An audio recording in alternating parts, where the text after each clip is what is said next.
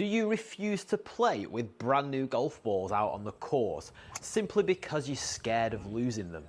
Well, if you're anything like me, then yes, you are petrified of pulling out a brand new sleeve of Pro V1s just in case your next shot goes straight into the water or straight out of bounds. So I'm going to see if we as handicap golfers can save a little bit of money here by testing out some refurbished Pro V1 golf balls and see how they perform compared to some brand new Pro V1s.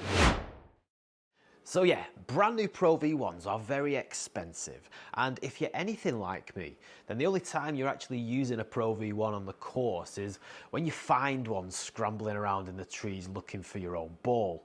So I'm about to test if some much cheaper refurbished Pro V1s actually perform the same as the brand spanking new Pro V1s, just to see if we can save a little bit of money.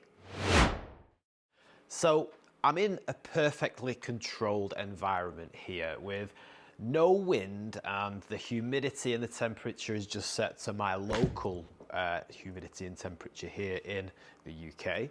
We are using the amazing Foresight GC3 launch monitor along with the FSX Play Foresight software.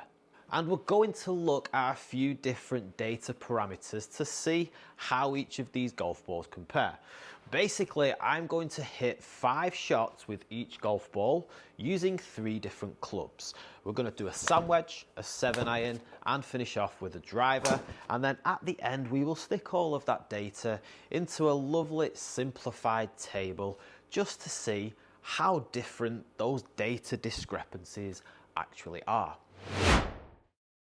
Okay, let's get cracking with the brand new Pro V1. We're going to start with a sand wedge. That was a little bit thin to start, Mitch. Oh, that was extremely thin. See, it's important to note that we're not doing this test from the perspective of an expert ball striker. We're doing it from the perspective of handicap golfers who often have a bad one in them. So delete that bad one because we don't want any odd reads in there really. It's a better strike. Okay, there's 5 done with the sand wedge. Let's move on to the 7-iron.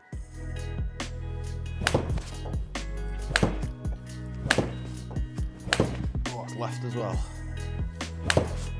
Last test with the brand new Pro V1 is with the driver.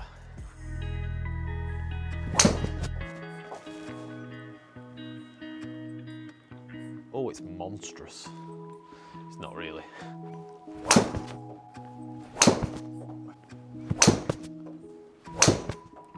Brand new Pro V1 test complete. Okay, now we've gone from the brand new Pro V1 straight to the grade B Pro V1, so the worst quality of these refurbished golf balls. And I've done that just so I can see if I can feel any difference in the golf balls. Not bad, I can't particularly feel any difference at the moment. Oh, that was thin though.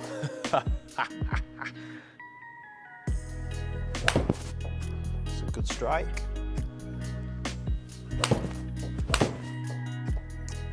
So it's important to know I'm just trying to keep my swing and my tempo as similar as I can between every shot. I'm not trying to smash one particular ball any harder than the other. But of course, I'm an amateur golfer, like most of us. So the test isn't going to be perfectly repeatable all of the time, but our golf swings are not perfectly repeatable all of the time. Oh, these 7-irons are unbelievable today. The best I've struck an iron for ages. Look at how close that is to the centre line. Okay, let's tee up the driver. See how this is looking and feeling.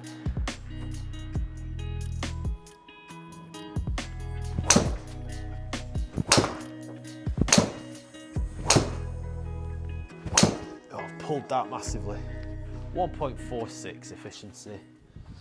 Okay, that's the test complete with the worst quality of the refurbished golf balls, grade B. Okay, last but not least, the grade A refurbished Titleist Pro V1. I mean, on first inspection, this ball looks brand spanking new. But let's see how it performs.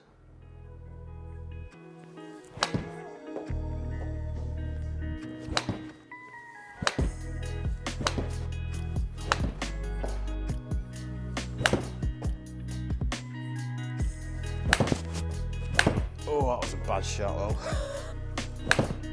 Much better. It's also very good. Last few shots, driver.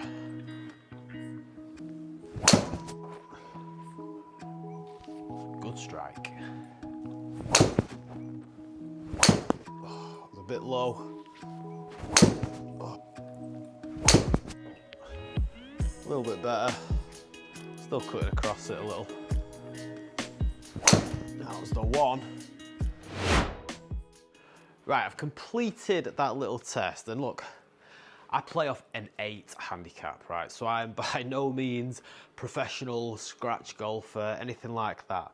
But in terms of the feel of those different grades of Pro V1, I couldn't tell any difference, I'm not gonna lie. I mean, I can tell from the grade B ball, I can tell that one because it's got some markings on it. But between the grade A ball and the brand new Pro V1, you look at them, can't tell a difference at all. So that's my personal opinion. Let's head into the data and let's see if there are any discrepancies within the numbers. Right, make of this data what you will, but this is the way that I am looking at it from my perspective as an 8 handicap golfer, right? So if you're looking at ball speeds, we've got about a 3 mile per hour difference in ball speed there between the new one and the refurbished ones. That's with the sand wedge. Then we come down to the 7-iron, we're getting a little bit further. We've got about 5 or a 6 miles per hour difference with the 7-iron, and it's very similar with the driver. Launch angles are all very, very similar across each of the clubs. Backspin, we've got a little bit more backspin on the sand wedge there. Less backspin with the 7-iron, with the new ball compared to the refurbished ones. And then this is a little bit more interesting. The new Pro V1 and the grade B Pro V1, very similar in terms of spin rate, and the grade A Pro V1 had a lot more spin on it. I have a feeling that may well be because of how I was hitting the driver with these grade A Pro V1s. They weren't great shots, to be fair, compared to the other 2 golf balls in there. Now, an important one is carry distance, and if you have a look here, especially with the wedges, the sand wedge, there's a 6-yard carry difference there. That's obviously partly going to be attributed to the ball speed as well, the 3 mile per hour ball speed over there. Carry distance with the 7-iron, we've got quite a big carry distance with the 7-iron difference there. Again, it's going to be attributed to that larger ball speed, I think. And then carry distance with the driver was actually further with the worst quality of the golf balls. The 230-yard carry distance there, on average with the grade B ball, compared to a 10-yard difference with the brand new Pro V1. The peak heights that they went to, quite similar, a little bit higher with the 7-iron brand new ball compared to the others, and again very similar peak heights with the driver as well. I've got my efficiency in there, which is my smash factor, just so you can have a look at my ball striking basically. Now, if anybody wants access to this whole data sheet, I mean, if you're that keen and you want to download it and just dig into the numbers even further, then I will leave a link to all of this data in the description below the video. Okay, would I be bothered about playing with refurbished Titleist Pro V1s rather than brand new ones? In all honesty, probably not, right? I mean, just looking at the balls, right, if somebody put these grade A balls into a Pro V1 box and gave them to me, I'd probably not know any difference. If I then hit the balls on the launch monitor or out on the course, I probably wouldn't know any difference. It's only when you dig into the data that you start seeing these minor discrepancies. And like we're talking about, like the main one that stands out for me is how the grade A ball has 1,000, on average, 1,000 RPM more backspin than the brand new one or the grade B one. That seems to be a bit of an anomaly for me because my smash factor is pretty much the same all the way through them. I just, like thinking back to the test, my driver with those grade A balls, it wasn't very good. I didn't hit some very good shots, so maybe that's just me.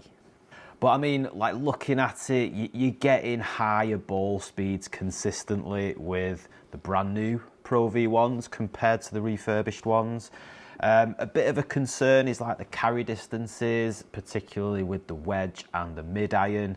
You seem to be getting you seem to be getting more carry distance with the new Pro V1s compared to the refurb ones, and I guess that's a bit of a not an issue as such. Well, I guess it is because you need to have your wedges dialed if you're going to be scoring well, don't you? You need to have your mid-irons pretty dialed if you're going to be scoring well. So yeah, carry distances are off there by 6 yards with the wedge and by it's like 10 yards with the wedge, with the 7-iron, I should say. So yeah, look, it's only when you dig into the data, and these are like quite fine margins, aren't they? And realistically, us as weekend golfers, as handicap golfers, are we going to notice these differences out on the course? Probably not, right? So, I mean, personally, I wouldn't have an issue getting some refurbished premium golf balls, saving myself a small fortune in doing so, and still getting to use these premium golf balls out on the course. I know when it comes to refurb balls, there are other things that you need to consider, like have they been sat in the bottom of the lake for however long, because that can apparently impact like the core and the inside of the golf ball and then affect the performance. So yeah, there's a lot of things to consider. But what do you think? Let me know in the comments below.